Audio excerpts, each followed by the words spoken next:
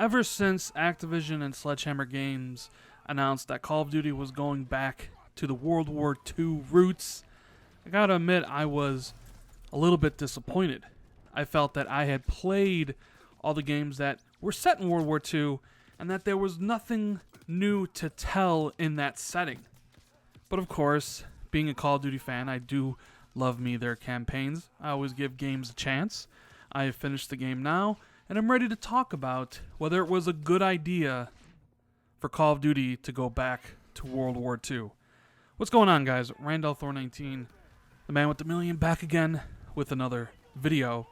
And Sledgehammer Games, their last Call of Duty game was Call of Duty Advanced Warfare, which was pretty good. It was also kind of the start of the futuristic take on Call of Duty. You had exosuits, you had some more kind of futuristic weapons, and the campaign was alright, but people really weren't happy with the multiplayer or even the other mode that they had in the game outside of zombies.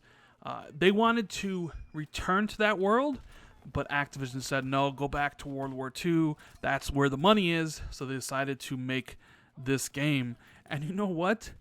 It's one of my favorite Call of Duty campaigns ever. Now, I still think last year's campaign for Infinite Warfare is slightly better than this year's version, but I was enthralled and engrossed every time I got a chance to sit down and play through this campaign. So you play as Daniels, and you go through all the major theaters that you would expect in a World War II game, from the invasion of Normandy on the beaches, which is pretty brutal and realistic, especially when you last did that back on like the PS2.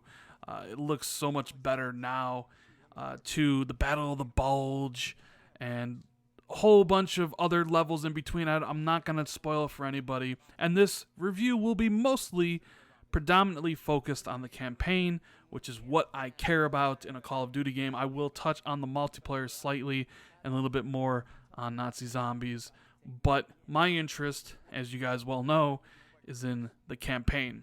Now, the reason this game was so good was because of the story it tells. This band of brothers that are trying to not only fight off the greatest evil the world has ever seen, but also survive.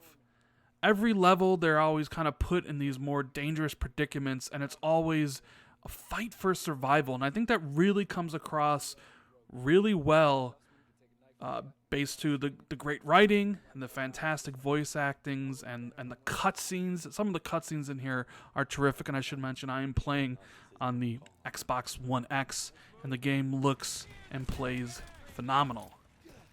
Now, if you played any of the previous World War II games, the weaponry of the game is going to not surprise you in the least. You'll have your MP40, your BAR, your M1A1 carbine. The weaponry in the game is standard, and it's effective, but it's well worn. In fact, I kind of yearned to get some of those futuristic weapons, the ones that people had to make up with the really cool sights on them that highlight. But this is World War II, so you don't really get that. You have iron sights, you have grenades, and you have smokes, and that's about it. It's about being in the trenches, and a lot of the fighting in the game is really more close combat to medium range. It's not a lot of long range fights, because you don't get a sniper rifle that often. But it's effective. The weaponry is effective. It gets this job done, and it sounds really well. Like, especially when you pop clips in the Garen, you get that really distinctive ping when you do that. That is always kind of cool. Now, one of the other features I really truly liked about this, I mentioned kind of before, was this band of brothers, this group of people trying to survive a war, and it really felt like a platoon working together. Because you don't have all the futuristic gadgets like you would in previous Call of Duties like Infinite Warfare or Black Ops 3, you really do have to kind of rely on your squad to give you a lot of different items. For instance, Zussman, who's your best friend, he will throw you med packs. Styles will throw you grenades. Pearsons will highlight enemies with this recon ability. and they're on a timer for when they recharge, and you charge them up by killing enemies or saving allies in heroic moments strewn across the levels. And I really liked that setting because it made your teammates and your allies feel like a group, and that they're there for a reason. You know, the game kind of ditches its usual regenerated health ability. In previous Call of Duties, you get shot, you take cover, and your health would regen. But in this one, you have to use health packs. You either find them strewn across the landscape and the battlefield, and you can use them by pressing right on the D-pad, or you can request one from Zussman. So I really like that you are relying on your teammates to survive the war, that they're there for a reason. They help you take down the enemies and then provide you with grenades, smokes, med packs, artillery strikes. I really liked the focus on that for this game. Now, the length of the campaign really depends on the difficulty you are playing on. For the first time through, I beat it on veteran difficulty, where you die really fast. It took me about 10 to 12 hours to run through the entire campaign. But for those of you who want to just experience the story, which I recommend highly, you can play it on Recruit or you can play it on regular difficulty, and it'll probably take 5 to 6 hours. There's 11 missions in the game, and they are pretty much varied. Some missions will have you driving a tank, some will have you flying a plane, some will have you storming the beaches of Normandy, while others will have you infiltrating areas pretending to be a Nazi, which is one of the better missions in the game. So there's a lot of variety, not only in what you're doing in the game, the mission structure, but also the setting. You know, some take place at night, some are in snowy fields.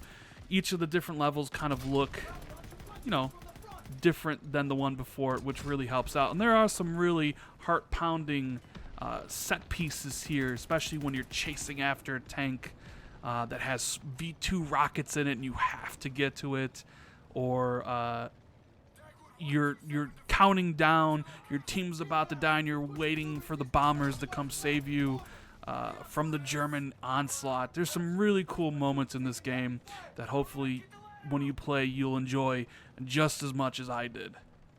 Each of the levels also features 3 mementos which you can pick up that are kind of collectibles for the game. There's an achievement for that, and there are heroic moments for each one of the levels as well. There's 3 different particular types. Sometimes an enemy will be trying to kill one of your teammates and you have a short amount of time to kill him. Other times you'll have to drag a teammate to safety, and still even others, there'll be times where you have to make German soldiers surrender. So there's things to kind of do outside of the normal just beat the level. You can kind of look around, find the collectibles. There's also an individual achievement for each level in particular that aren't too difficult to grab, although the full 1,000 is going to be a little bit difficult because you have to play the multiplayer and the zombie mode. So multiplayer, I got to level 25. I probably put 5 hours into it. I've never really been that big of a Call of Duty multiplayer fan. I'm more into the campaign, as you guys know. But I did enjoy my time with it when I was playing with my friends, especially the new war mode, which has like attacking, defending objectives. I found that mode to be the best, but I'm not really going to play Call of Duty online. I just know that I liked it better than the last 4 previous games, if that means anything to anybody.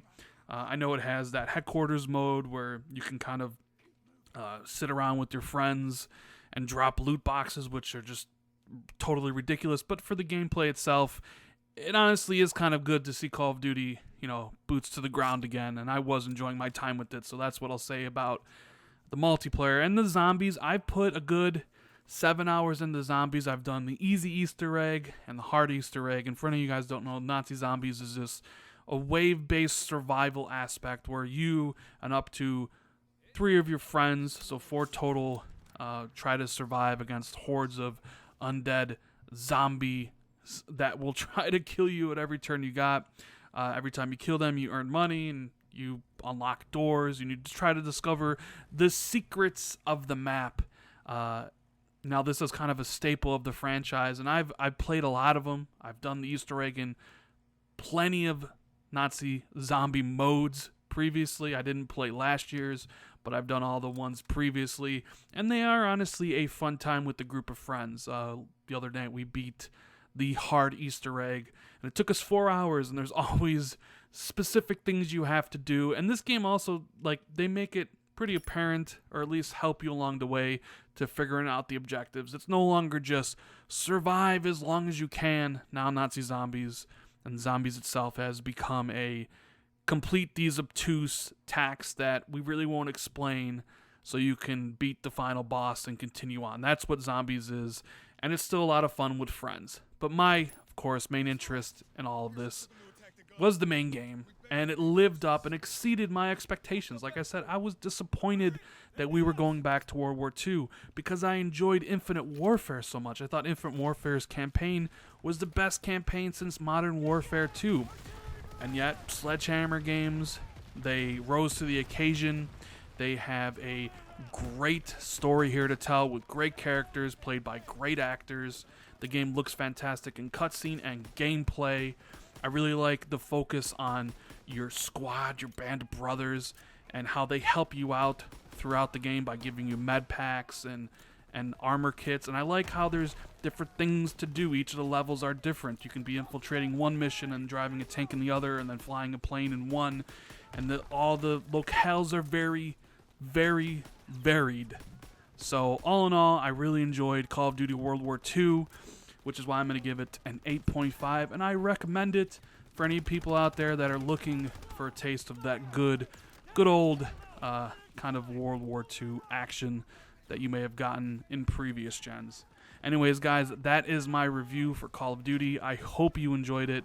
If you did, make sure to hit that like button to show your support for the channel. Share this out on Twitter, Facebook, and Reddit if you want. Subscribe to the channel if you're new or haven't already. Make sure that you hit the notification bell so you're always notified when I drop new videos. Thank you guys so much for watching the video. I really do appreciate it. I hope everybody has a fantastic rest of the day, and I'll see everybody in the next video. Later, guys.